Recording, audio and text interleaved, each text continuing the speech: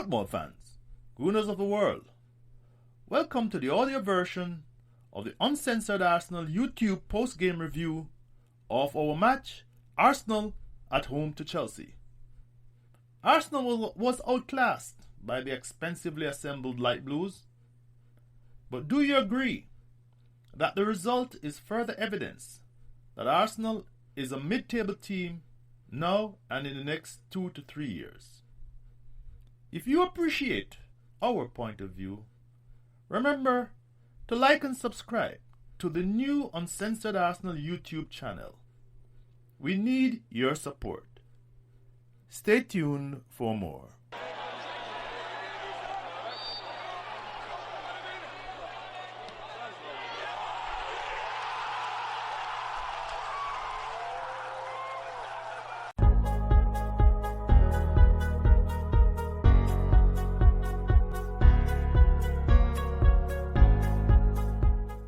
Owners of the world, football fans, it is your friend Shotta and George doing the show.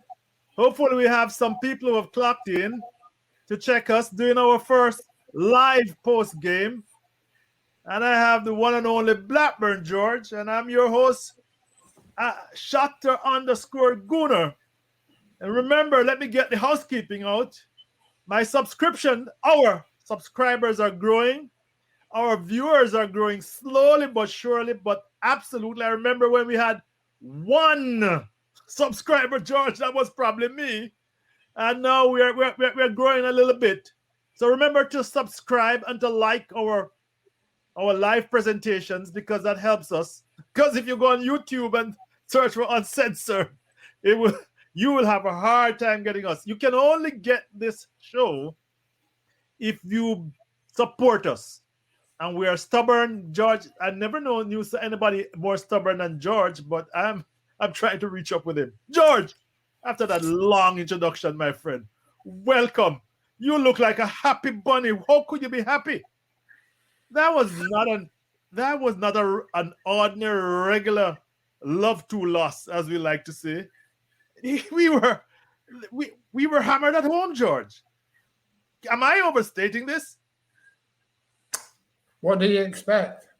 Well, you predicted on Friday when we did our weekly Arsenal show that would be 3-0. And I hedged my bet while our good friend Ehab was hoping for an upset. But, I was hoping that maybe we could do something like what he did on Boxing Day last year. But this is a different Chelsea, George. A different outfit altogether. This Thomas Tuchel outfit is not, and the personnel, maybe one or two of them are different, but they outplayed us. What did you see in this outfit? Well, I saw a better team than Arsenal. Mm-hmm. Oh, we got some feedback. Well, it's not from me, George. You're sounding good on my end. Well, it can't be from me. Keep going. Don't worry. It's very good over here. Well, I saw a better team than Arsenal, and a better team than most teams in the league. Yes, true. And they'll beat a lot of teams that easily. A lot of mid-table teams, which is what we are. I said this during the week. You can dream all you want. We're a mid-table team. We are eighth. The tables don't lie. If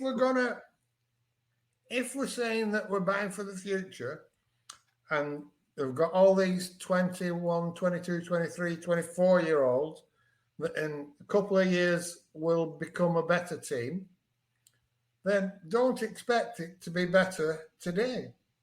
We've got to accept this is where we are. And I said, again, something I said before the weekend, no manager in the world can come in and turn us into a top 4 outfit. It's easy to be critical at the moment because I don't like Arteta. I think he's made some horrible mistakes. Mm-hmm. But what could he have done today? Who could he have picked? Could you have picked a better team? No. If it was available? Could I have picked a better team? I'll be the devil's advocate, George.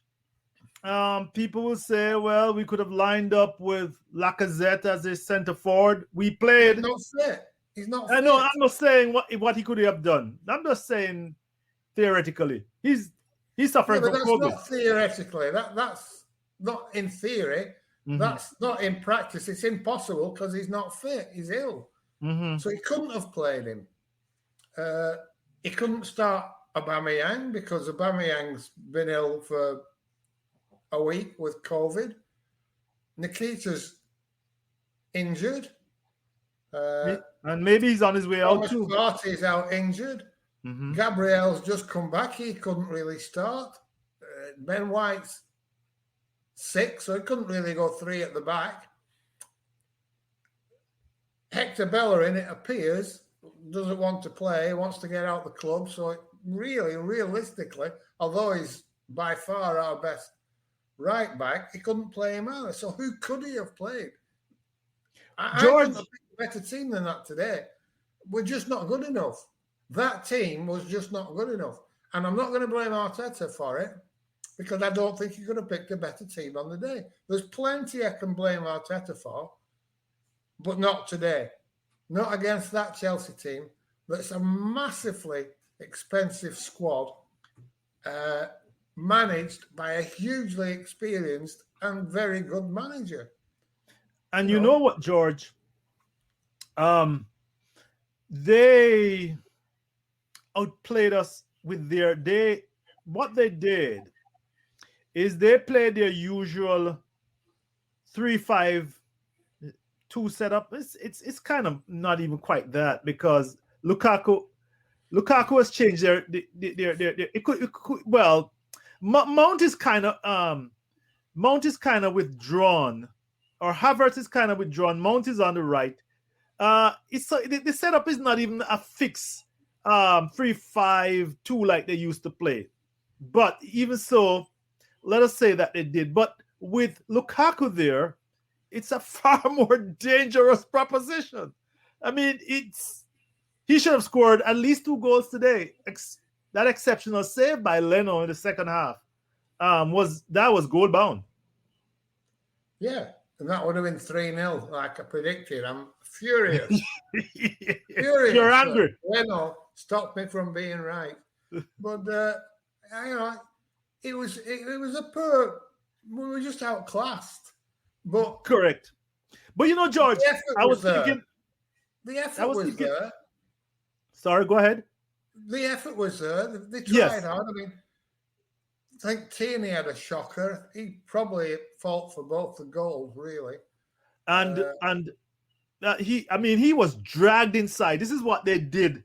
They would play in the midfield, play around us in the midfield, drag us out of position. Holding was on both goals was going out to match up with Havertz, and would leave Murray one-on-one with Lukaku, and Tierney himself. That's not a recipe for success, is it? Right? I mean, you're right. And Tierney was being dragged inside together with Xhaka. Poor old Saka would not come and help down on the left. Reece James was left with the entire right side of the park to chuck in a very nice cross and also to score his goal. But it was because they just moved us out of position. We were, it was like men against boys. You remember that? That's exactly what it was, though. It was men against boys. Mm-hmm. And they got it right, and we didn't get it right. But I just don't know what else they could have done. Honestly, I'd love to have a go at Arteta. You know what I think about him. But what else could he have done? Well, George, this is what I was going to say. Well, I thought Xhaka and Lokonga were fine in midfield. But they were having to drop so deep so that they could crowd Lukaku out. Yes. There was no way out for us. Help Murray with Lukaku. Well, rightly so. I mean, there's a lot of better defenders than Murray will need to be helped out with handling Lukaku this season. He's big. I thought some of them did all right. I thought Holding did all right. I thought Cedric did all right, to be honest. Yes, on the right side there, although they didn't focus their attacks on him. I thought Lukongo and Xhaka were fine, but nothing more than fine, but they were all right, and that, when the team's not functioning, if you're all right, that's about the best you can expect. So I'm not shocked. I'm not deeply disappointed. I'm not disgusted. I expected it. I did. I predicted it. I said Neither am I, George. I mean, I'm pleasantly surprised. I took it in my stride. I was hoping we wouldn't get humiliated, and I think that Tuchel kind of tell them, take the foot off the pedal. And he said in the post-game presser that they had a heavy week of training, and he was very polite. He wasn't going to. He didn't say that we eased up, but he was, we had a heavy week of training and it showed up in the second half. It was very coach manager speak. You know what I mean? He didn't want to embarrass us. But the point I want to make about changes, because people will say this, is that Aubameyang might have made a difference, George. And I was hoping he got one big shot on because a play broke down and Smith Rowe gave him the ball and he got a shot goalwards.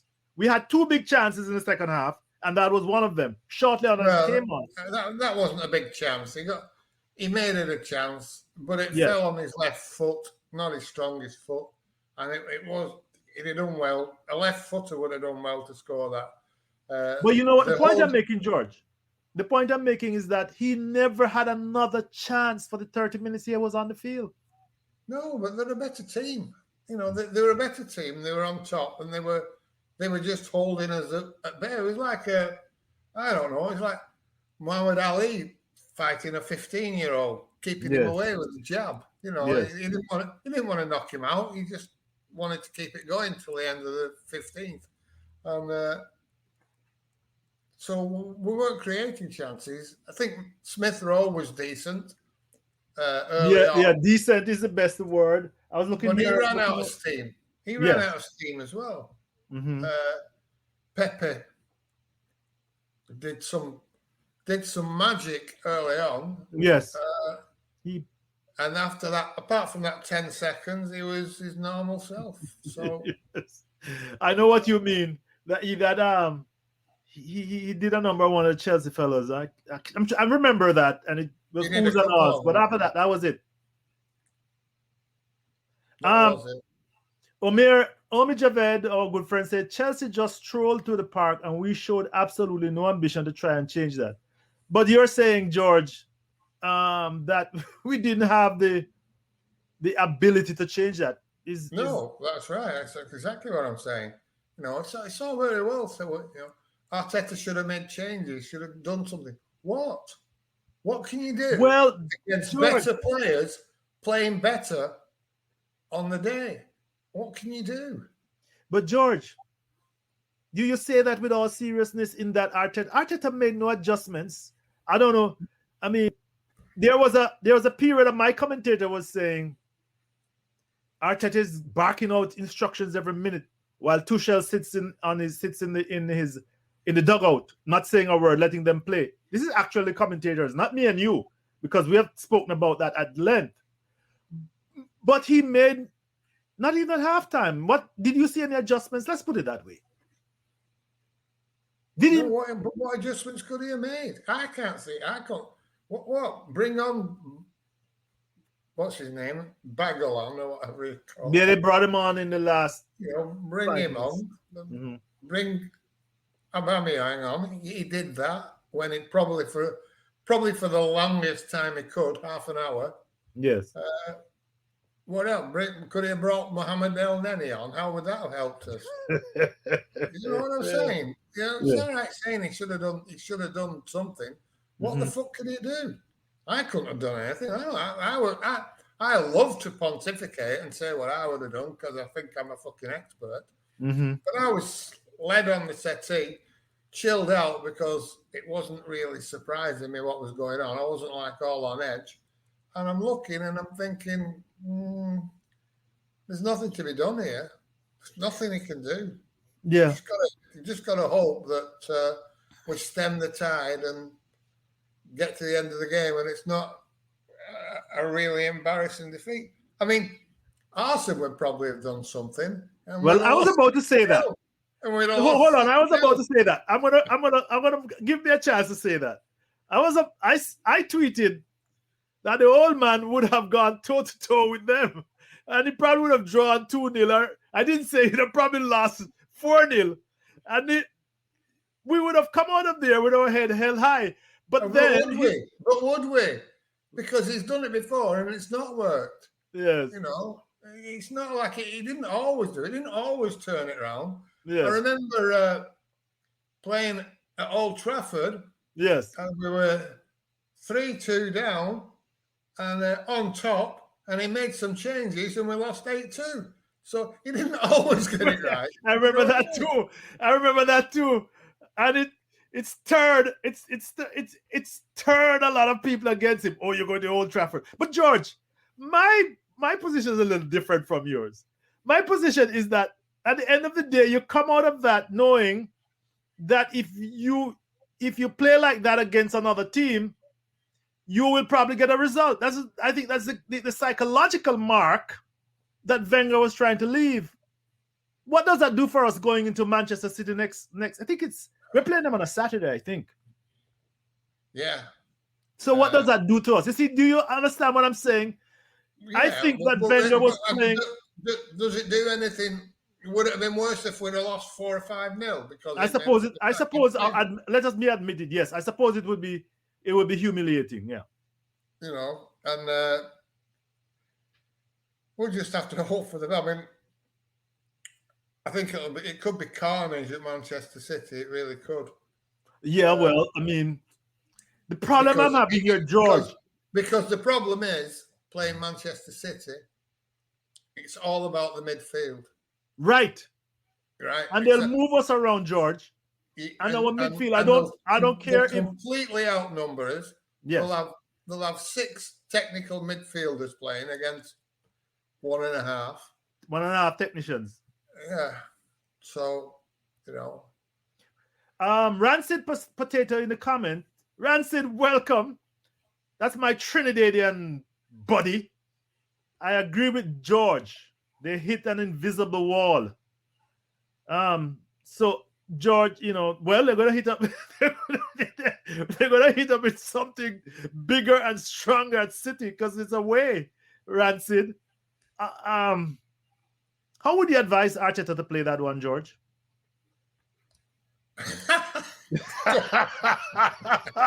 You see, that is the question because all this. I'd get Ben White out of quarantine and get him to breathe over everybody. See if they can get half the team down with COVID, then they can get the game cancelled. Well, best of luck to him. You know, I know. Pogba is playing very well these days. It's like we're talking about what's Arteta going to do. What could anybody do? We're going to be playing the best team in the country away from home with a depleted squad.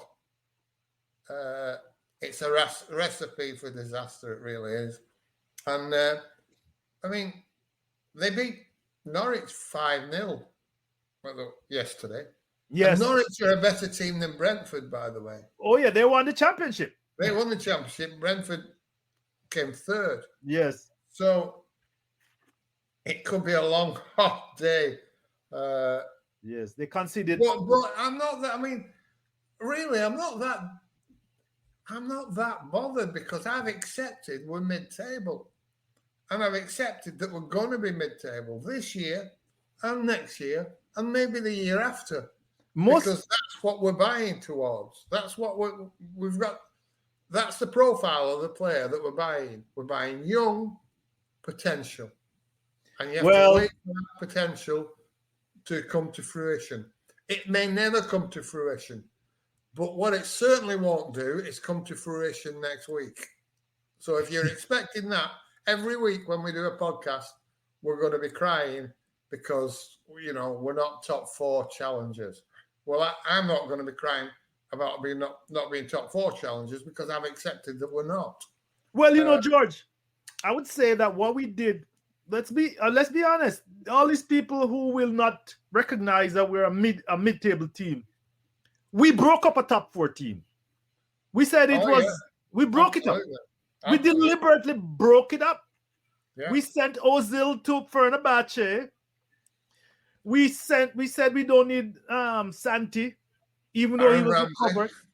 Even though he was recovered, George, and he could have given us a few games. We got rid of Monreal. He might have been. He was a monster. I mean, he was reliable. He could play centre half. He could play left back. He knew how to run combinations. We got rid of him. A bit though, Shotta. But George, what I'm saying is that I was trying to give an illustration of how we broke up a team, right? Yeah. I'm not harping on the past. And then now, most of these people are going to say, well, what you're saying is, we should be a top level team right now. When Kroenke says in the program, he's brought a lot of young players and players from the academy. That's what he puts in the program. So how do you expect? I'm agreeing with George. How do you expect us to be challenging for top four? And poor old Arteta is supposed to make miracles when he's a young coach.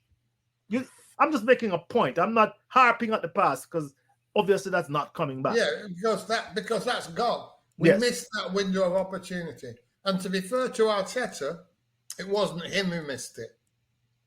He came along and the opportunity had gone. Emery missed that opportunity. Right. Emery and Raul missed the opportunity to build on what Arsenal had left. They broke it up. We broke it up. Mm-hmm. And then it was too broken when Arteta came in to recover it. And I think he made it worse with what he did with Mesut Ozil. But I'm not sure Mesut Ozil could have, fixed these ills. No, because all he would have been would be a lightning rod forever. They blame him instead of Xhaka. Correct. It's as simple as that.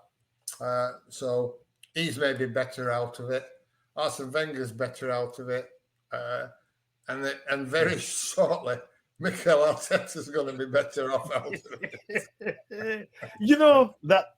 That is how football goes. That's unless we stick with him. Unless we stick with him. Because Kroenke can do that, He can do it.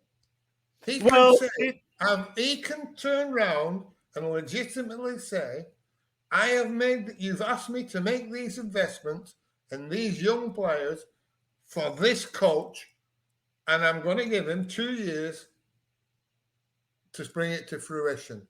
He can say that. It's his club. And there's fuck all we can do about it.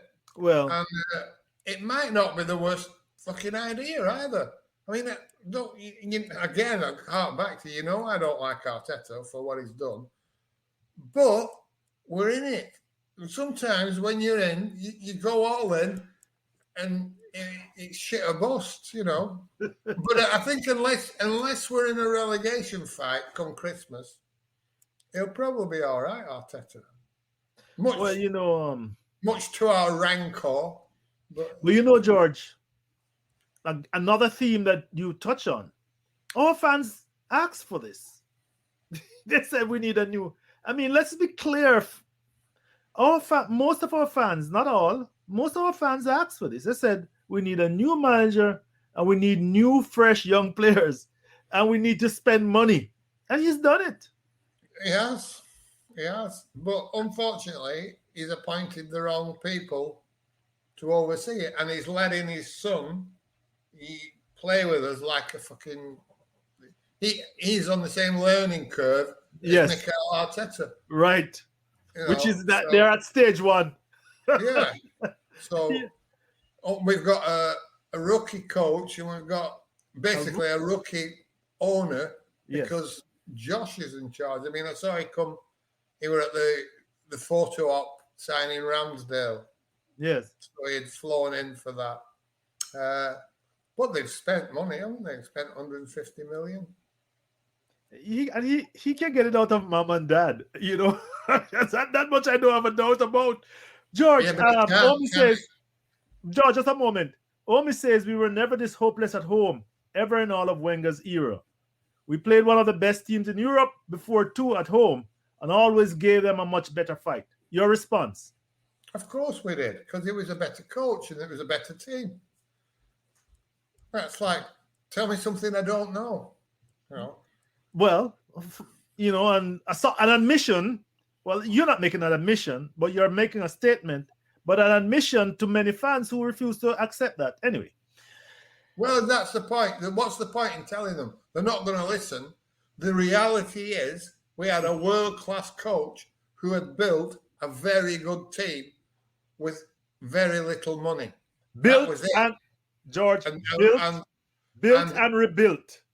Built, rebuilt, and rebuilt again. And Yes. he was halfway through rebuilding it another time, and they cut him off at the knees. And they cut him off at the knees because our fans wanted it. Right. The media wanted it.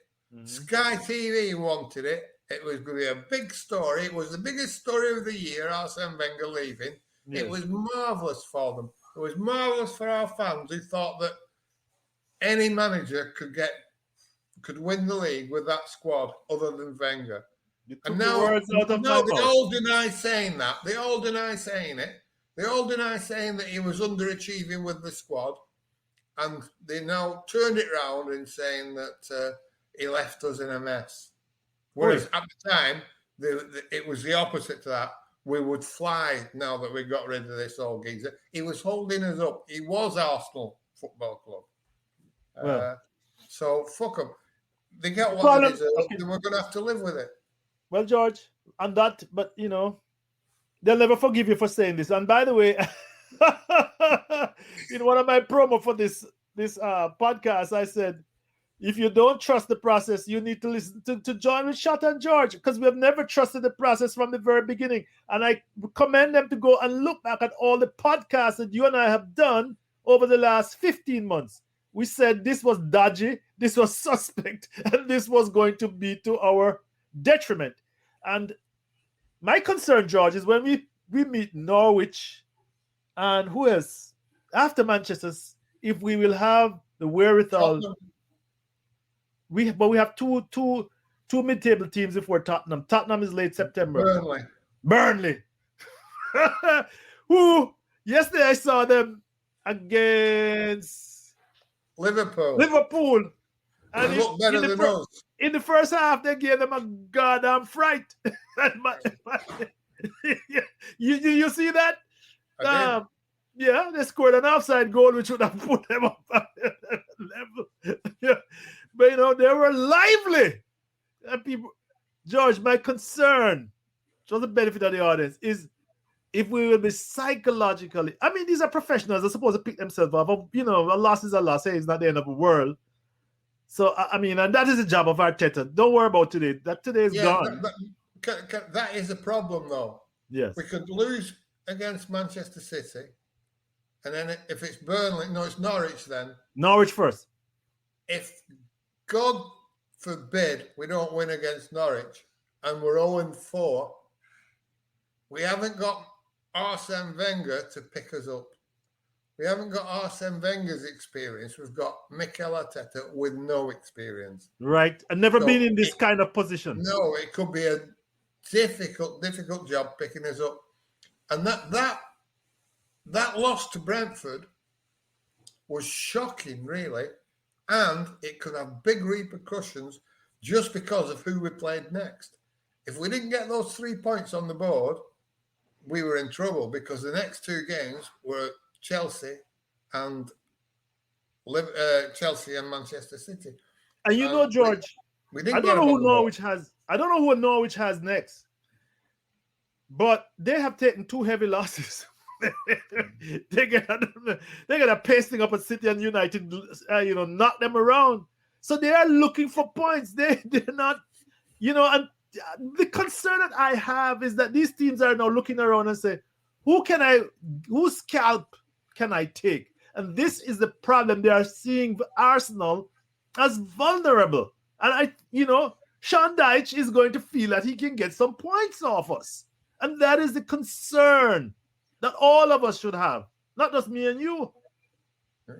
Well, he could get points off us. Not much between the two teams. You're cruel. Come again, George.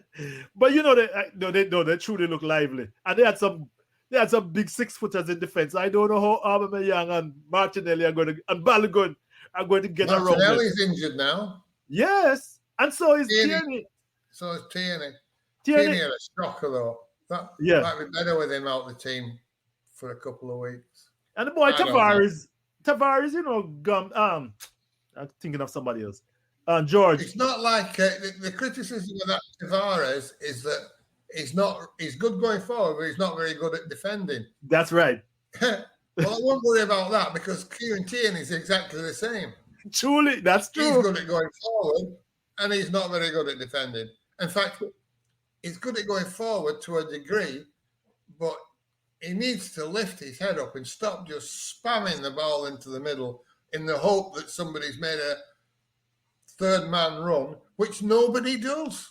Right. Nobody makes those because they can't break out of their position, George. They can't. Aaron Ramsey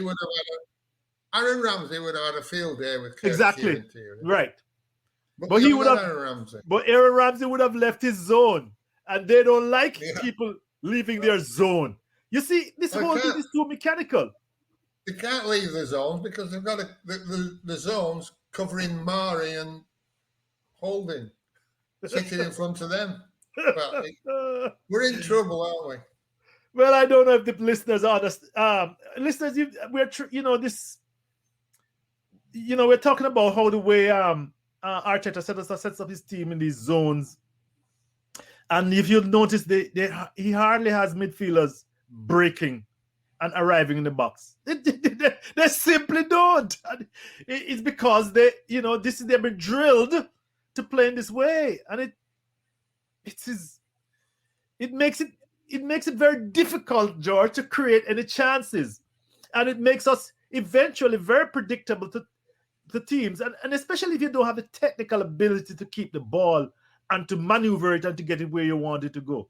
Anyway, George, I don't know if we can make any more out of this. And any thoughts more from? I think everybody will have had enough now. Yeah. Well, at least I don't think. Let's throw the towel in. We have. Until we do this again, folks, Gooners, remember to like and subscribe to this YouTube channel. We'll also broadcast it as a podcast. You look out for that on Positively Arsenal and on Uncensored Arsenal. We have been getting great responses, but this YouTube channel is growing, and to be honest, it has a lot of potential. Lots of people now seek their views, their news on YouTube, and we all geezers, we have been late to the party, but we're trying to make up ground. So please like and subscribe to us. George and I are committed to this little project. He's gonna be like Arteta. He'll blame me if the project fails. George, thank you, my friend. It has been good. Thank you, my audience. There have been some nice comments from Omi and for Rancid, who might not have satisfied you and made you happy. But we speak it as we see. Thank you very much. Until we meet again, guys, like and subscribe to the Uncensored Arsenal YouTube channel. Bye, George. Bye. This concludes another edition of the Positively Uncensored Arsenal podcast. Show your appreciation of our podcast by subscribing and clicking the like button wherever you listen. This really helps in growing our support among honest and biased fans who recognize that Wenger's legacy is fundamental. Free-flowing attacking football by a club with integrity and class. Thanks for listening.